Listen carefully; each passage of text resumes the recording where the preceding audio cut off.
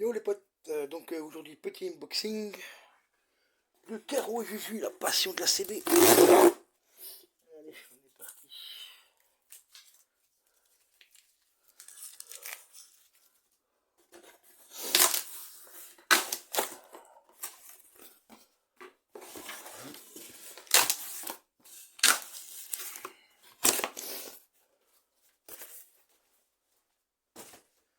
Alors on commence par un petit bloc d'alimentation. Sunsonic 80 plus bronze. Pourquoi un bronze? Parce que c'est un vieux Intelissa qui va être dessus. Donc ça suffira largement.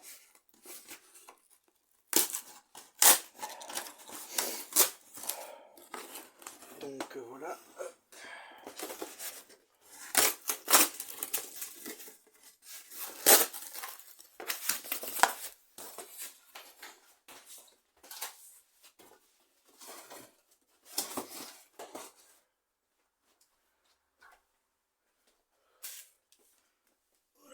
Attention, les magnifiques cadeaux de chez DLC. Un magnifique passe-câble. Et comme vous voyez aussi, chez moi, en Ardennes, il fait super bon, t'as vu? Attends que ça fasse le focus, il fait tout blanc, voilà. Et ça tombe bien, ça tombe.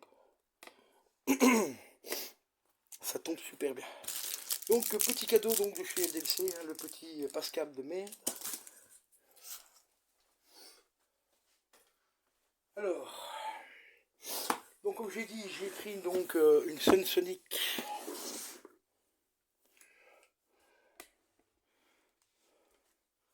Attends, on va regarder un peu la lampe parce que là je suis en contre-jour. Voilà, ça ira mieux. Donc c'est la Sunsonic, la B12 BC 650 watts. Pour ceux qui voudraient la référence, je vais vous mettre ça comme ceci. On va vous mettre ça comme ceci. Voilà. Garantie 5 ans celle-ci, donc voilà. 68 € je crois il me semble. Donc c'était vraiment la moins chère en Sunsonic. Dans les 650 watts. Donc 80 plus bronze, ce qui suffira largement pour un i5 qui a déjà presque pas loin de 8 ans. Enfin je dis qu'entre 6 et 8 ans. Hein, donc socket 1051 pour ceux qui savent. Voilà. Donc le socket c'est un 1051 et pas encore le 1151 comme que Intel a sorti quelques temps après. Et que maintenant le 1151 va justement être remplacé par un autre socket. Donc ça donne une idée de l'âge du processeur.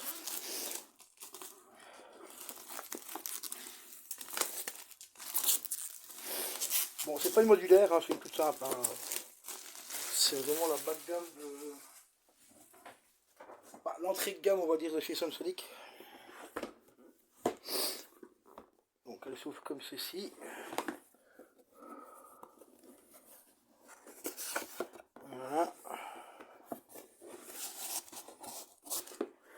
Alors on découvre quoi? On découvre une petite notice qui vous explique où la mettre, comment la mettre. On peut la mettre en bas, au-dessus. Voilà, parce qu'ils disent en bas, mais on peut la mettre au-dessus aussi, comme tu vois au-dessus. Voilà. Donc ça c'est une petite notice, comme ils mettent à chaque fois, quasiment. Ils précisent bien aussi de couper l'alimentation. Ici. Couper l'alimentation au moment de l'installation. Il vous explique aussi qu'il y a des branchements spécifiques pour les cartes graphiques et ainsi de suite. Tout le bordel. Bref, c'est une notice classique qu'on retrouve pratiquement dans tous les blocs d'alimentation. Alors ici, on a un petit bac qui va me servir encore en haut. C'est des petits trucs en bout, je m'en sers comme petite poche. On récup. La récup les amis.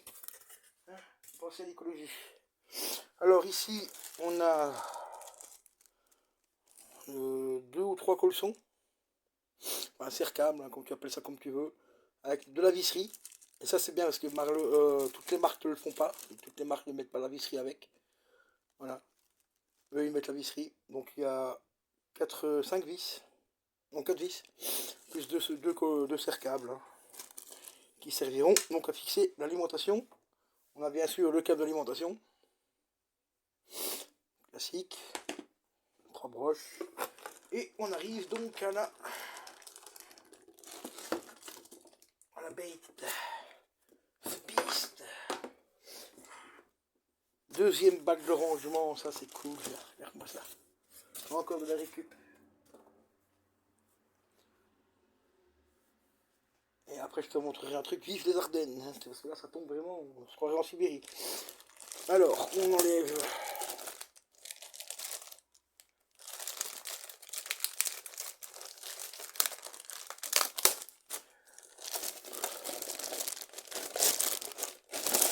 le petit plastique de protection. Voilà, comme tu vois, c'est vraiment du basique de chez basique de chez basique. Voilà, l'allumage était un... Samsonic, ils se cassent pas le cul au niveau du truc, au niveau de la présentation de leur bloc d'alim.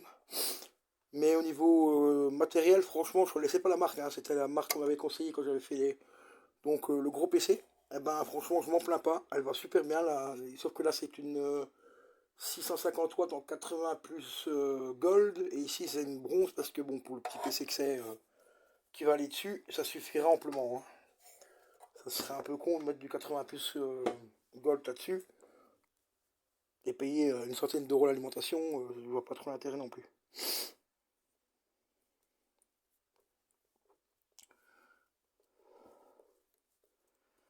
Alors ici, je lève le petit cordon qui maintient le câble, voilà.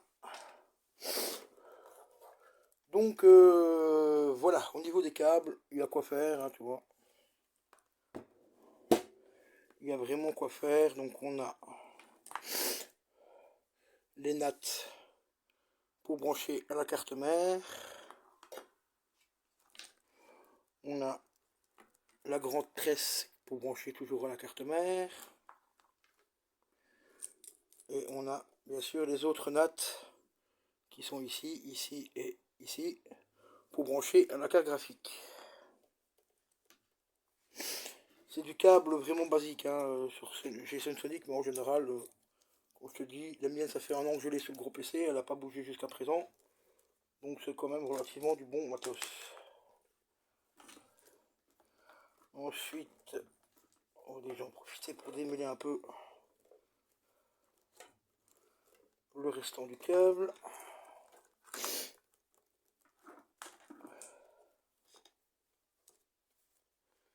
Donc ça va partir par là. Ça va partir là-bas aussi. Ça pareil, ça va partir là-bas aussi. Ça, on n'en a pas besoin tout de suite. Voilà, la grosse natte. Là ici, ben, on a quoi brancher du SATA. Hein, tu connais. L'appareil aussi, 3 SATA, donc on peut brancher jusqu'à 6 appareils en SATA.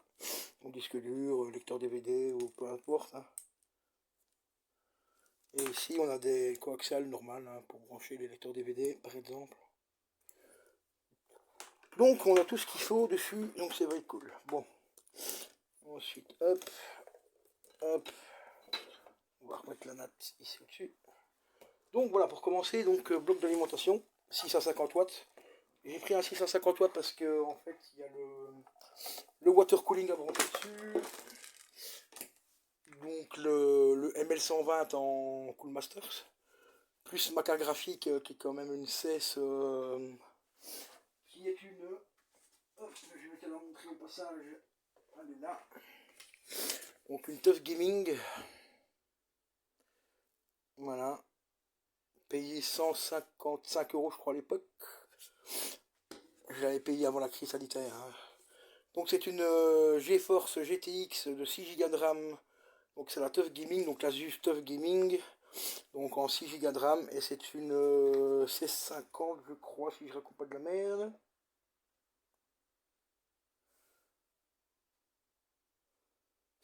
Non, je raconte de la merde. C'est une C60. Oh putain, c'est tellement écrit petit. C'est écrit trop petit.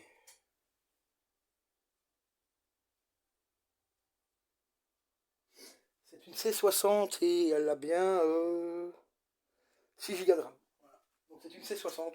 Donc ce qui suffit largement pour faire tourner la plupart des jeux. Pas forcément en ultra performance, mais en 1080p pour la plupart des jeux ça tourne. Par exemple Fortnite et tout ça, avec une carte graphique comme celle-ci, ça tourne largement, hein. Par contre, n'essayez pas de faire tourner par exemple Forza 5 en ultra. Là ça risque d'être un petit peu juste quand même, hein. Mais bon, tant que ça fait tourner mon écran, quelques jeux, moi ça me suffit largement. C'est pas un PC non plus, le PC en bas c'est pas un PC gamer non plus. Enfin gamer.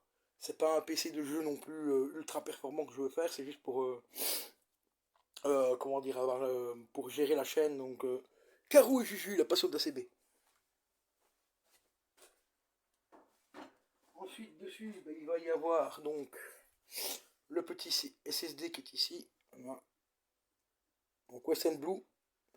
Si tu veux une bonne marque, franchement pas cher, Western Digital, mec, moi je te les conseille, franchement j'ai jamais eu de soucis. Que ce soit en disque dur à plateau ou SSD ou quoi, j'ai jamais eu le moindre problème avec ces disques durs là. Western Digital, franchement, le top du top, 1 Tera, voilà. Moins de 100 euros, enfin, tu comptes 100 balles. Voilà. 100 euros, c'est le moins cher que j'avais trouvé, 100 euros 1 Tera.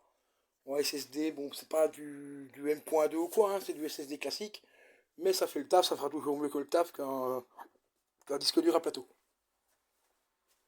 Ensuite, tu l'avais déjà vu, et je vais te le remontrer. Ah, tu vas me dire quoi? Ben mon cul, bien sûr. Voilà, je te remonte. Donc la carte mère. Donc ça, c'est les RAM que je vais mettre dessus, donc DDR3. Bon, vraiment pour te dire que c'est un vieux PC. Donc de la DDR3. Ici, c'est de la G-Skill. Pareil aussi, un bonne RAM, hein, franchement, bonne qualité. Jamais de problème. Donc ici, c'est la ARS en cadencé en... Donc là, c'est du 4 Go et c'est cadencé à 1600 MHz. Donc c'est vraiment des très très vieilles RAM, hein, qui commencent à prendre pas mal d'années, mais elles font le taf. Donc voilà. Et ça, c'est une carte mère que donc j'ai acheté sur Rakuten en reconditionné. Donc c'est la même que j'avais avant, sauf que celle-ci c'est le modèle au-dessus. Donc c'est pas la ici c'est la SROC H97 Pro 4. Moi j'avais juste la SROC je sais plus quoi Pro 4. Voilà. Donc là vraiment la basique. Euh, L'avantage de celle-ci c'est qu'elle a plus de connexion au niveau des SATA. Donc les SATA qui sont ici en tout, je vais pas te montrer, mais bon, tu l'as déjà vu dans la vidéo. Il y a 6 ports SATA. Tu as un port aussi pour comment mettre la carte graphique. Et aussi tu as 3 petits ports là ici, tu vois, qui sont là. Pour brancher genre une carte Wi-Fi. Que sur la mienne j'en avais qu'un. Deux. Ici j'en ai 3. Et en bas j'ai encore 2 autres ports pour mettre des anciennes cartes graphiques. Plus des dissipateurs de chaleur qui sont un peu plus gros. Comme celui-ci par exemple et celui qui est là. Donc ce serait déjà un petit peu mieux. Donc on verra ce que ça donne. Et puis là, bien sûr, de la pâte thermique nécessaire pour mettre le processeur. Donc voilà, au niveau du matériel, je vais te montrer le reste en vite fait maintenant, parce que il y a encore une petite caisse là qui est là. Donc on va retirer l'alimentation. On va la mettre là. Hop. On va la mettre ici, voilà, parfait. Alors ça, on va remettre ça là parce que ça va avec. Et ça aussi, voilà, nickel. Ensuite, donc, on va passer à la tour.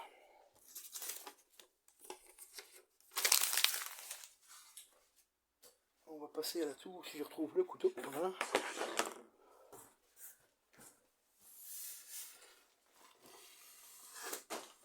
Parce que je me suis dit, tant qu'à faire, ben, on t'en reprend une tour. Parce que l'autre tour, en fait, j'essaierai de te filmer. J'ai essayé de la filmer, mais c'est pas sûr. Parce que c'est un peu le bordel, parce qu'il faut encore que je démonte la carte mère qui est dessus et tout, donc on verra bien. Je vais te montrer parce qu'en fait, elle a été stockée dans un garage.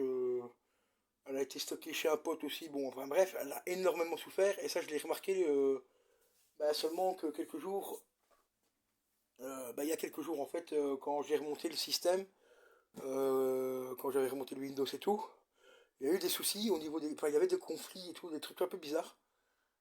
Et en enlevant les RAM l'autre jour, quand je discutais avec. Je crois que c'était avec Paco, je crois. sur Discord ou je sais plus qui, j'avais remarqué un truc bizarre. Enfin, il y a un truc un peu brun, quelque chose de couleur brune qui est tombé derrière, qui est tombé derrière la carte mère. Et en bougeant le truc, j'ai vu que c'était de la rouille. Donc du coup, j'ai pété un plomb.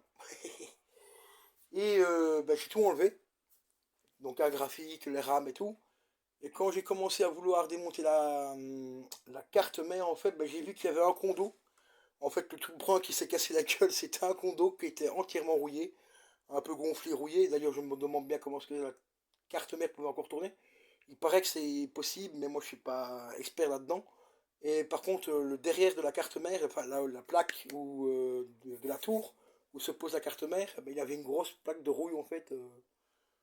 Donc à mon avis, elle a dû prendre l'humidité quand elle a été dans le garage et tout. Et puis même ici, en revenant ici, et tout avec le chauffage, qui est la blinde et tout, et d'or et tout ça qui... Enfin voilà quoi, donc du coup, il y a eu de la condensation et donc ça a été un petit peu le bordel. C'est déjà même un miracle qu'il ait tenu encore autant d'années parce que je crois que ça doit faire 3 4 ans qu'il était stocké dans le garage. Ah, elle n'est pas resté 3 4 ans, mais ça fait 3 4 ans que je l'avais récupéré du garage où elle était et puis que je l'avais ramené ici. Donc, passons à l'ouverture de ce boîtier là. Hop. Bon, c'est pas un boîtier, c'est pas un foudre de guerre. C'est le moins cher que j'ai trouvé. C'est un Aerocool. Aerocool, il faut des boîtiers assez sympas. Pour pas trop cher, avec un petit peu de RGB pour ceux qui aiment bien et tout. Moi, perso, qu'il y avait du RGB dessus ou pas, j'en avais strictement rien à foutre. J'ai pris celle-là surtout parce que c'est la seule qui rentre en dessous de mon armoire ici, là où j'ai la télé. Voilà. C'est surtout pour ça que j'ai pris celle-là. Elle va passer nickel vraiment en dessous, parce que les autres font plus de 50 cm de haut. Et moi ici j'ai un peu moins de 40 cm. Désolé, c'était un rappel. On va mettre ça comme ça.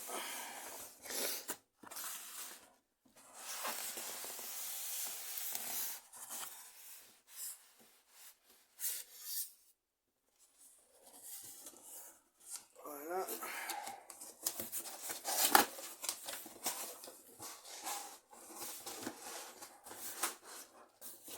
Ah oui, encore une fois, attendez, je vais vous montrer un truc parce que...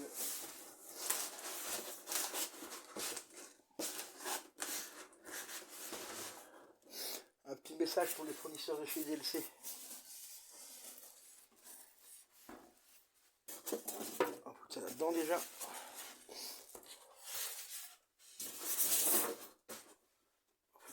On va retirer ça 2 secondes. Ah oui, un truc. Le bloc d'alimentation pèse plus lourd que la carcasse, enfin que la tour en elle-même. Hein. Sinon, petit message pour les fournisseurs de chez DLC. Bon, certes, il n'y a pas de poignée au niveau des caisses, hein, mais c'est pas la peine de défoncer le carton pour refaire une poignée, les gars. Hein, être gentil, moi, les mecs, hein, mais bon, on va se calmer quand même. Hein, travaillez chez DLC, vous travaillez pas chez Amazon quand même. Hein, le mec, il m'a littéralement défoncé le carton pour faire une poignée, quoi. Alors que la tour, elle fait 2 grammes, quoi. Mais bon, c'est pas grave. Donc, comme je disais, la tour ici, le bloc d'alimentation, le Sensonic, pèse plus lourd que la tour. Ça, c'est beau. Ça, c'est franchement beau. Bon, alors, comme je t'ai dit, c'est pas une foudre de guerre. Hein, c'est à peu près la même qualité que l'autre hein, que j'avais avant.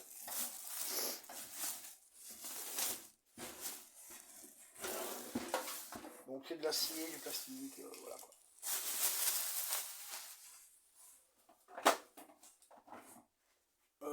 La tour ici revient à 34 ou 35 balles, je sais plus exactement. Donc tu te doutes bien que c'est pas non plus voilà, de la qualité extrême. Mais il y a quand même une petite vitre en... Elle est transparente, hein, c'est juste parce qu'il y a encore le plastique de protection dessus. Donc une petite vitre en acrylique transparente. Donc c'est quand même pour le prix, c'est quand même pas mal. Que l'autre n'avait pas ça. Bon, après tu vas me dire, l'autre c'est une tour qui a 8 ans aussi. Ah, une carcasse quoi du moins. Donc c'est déjà quand même pas mal. Par contre la taille du ventilateur, ouais, vous êtes gentil, un ventilateur fourni, le ventilateur il fait 4 cm.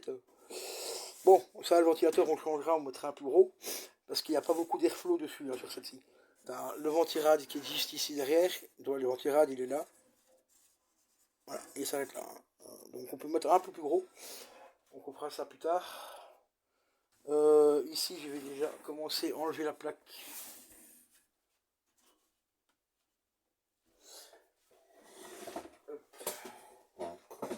Sur le côté.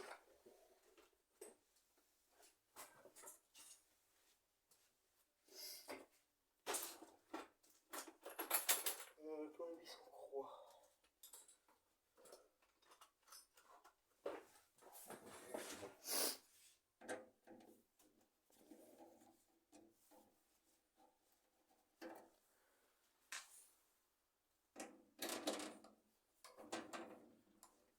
Donc au-dessus, pour ceux qui s'intéresseraient, il y a deux ports USB 2.0 et un port USB 3. Plus sortie audio hein, pour mettre le casque et le micro, quoi, un micro casque. Hein. Voilà, donc une entrée de jack pour le casque et une entrée de jack pour le micro. Voilà, on a un bouton reset et on a le bouton power. Voilà, quoi. Donc vraiment le classique de chez classique, basique de chez basique. Ben, au moins une USB 3 à l'avant, deux USB 2 à l'avant aussi, donc ça suffit, il n'y a pas besoin de plus. Pour l'avant, franchement, voilà, la petite plaque de plexiglas, hein, d'acrylique, quoi, tu vois, ça ferait le taf aussi, pas besoin de plus non plus. À l'intérieur, on retrouve donc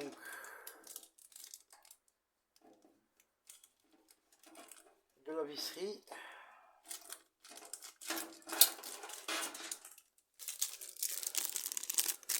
Voilà, la visserie classique hein, pour mettre la carte mère et ainsi de suite. Voilà. On retrouve également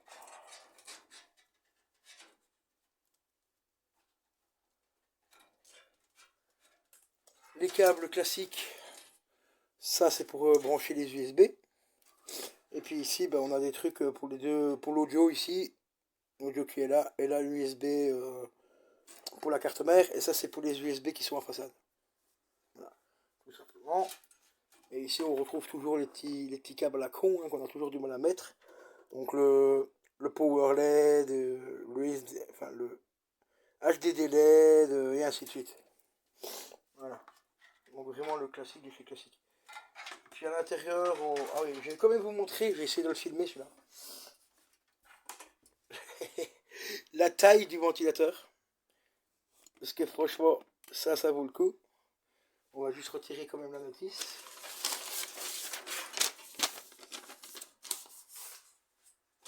Parce que la taille du ventilateur, ça franchement, je vous promets, ça vaut quand même largement le coup. Donc là, on a encore un truc ici, un autre câble coaxial, enfin, vous voyez, qu'on branchait sur les lecteurs DVD à l'époque. Ça, c'est pour tout ce qui est éclairage. D'ailleurs, c'est marqué Power dessus. Donc, voilà. Ça, c'est pour l'éclairage. Et ainsi de suite. Mais la taille du ventilateur, ça, franchement, c'est épique. Ça, c'est épique. C'est marqué ventilateur fourni. Regardez-moi le magnifique ventilateur. Quel DLC nous a fourni sur cette tour. Enfin, c'est pas le DLC, c'est le fabricant, mais bon. Voilà le machin, quoi. Comparé à la grille, hein, franchement, ils sont pas fichés quand même. Hein. Donc celui-là, tu comprends bien que je vais l'enlever. Un truc pareil, tu mets ça sur un Raspberry, quoi, tu vois, pour refroidir un Raspberry à la limite, hein, tu vois. Et tu mets pas ça sur une tour, quoi. Putain, qu'est-ce que tu refroidirais avec ça? Non, mais là, sérieux, c'est un peu abusé quand même. Mais bon, voilà, c'est pas grave, c'est une tour à moins de 40 €, donc on va pas se plaindre. Ils ont quand même fait l'effort de mettre un truc, comment, un ventilateur dessus. Ventilateur qui pourra servir à autre chose, hein, donc voilà quoi, c'est pas perdu. Sinon, quand même, ce qui me fait un peu peur quand même sur cette tour là, ben, c'est la fameuse fiche, voilà. La fiche ici, donc Power.